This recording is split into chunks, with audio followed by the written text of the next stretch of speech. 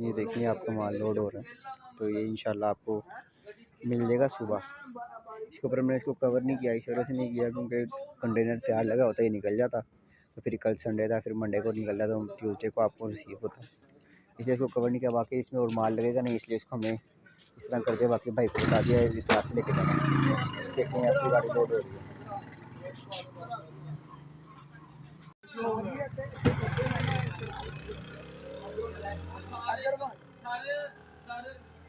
दस मिनट दोगे सानू या चढ़ा दो या उत्थे चले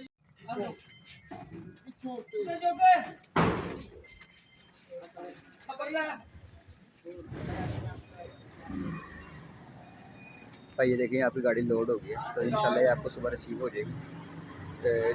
12-1 बजे आपको मिल जाएगी आपको ये गाड़ी, तो आप वसूल कर लीजिएगा। इसमें मैंने लेटर लगा दिया, जो सीट है ना आपकी उसके पीछे मैंने लेटर लगा दिया आपका।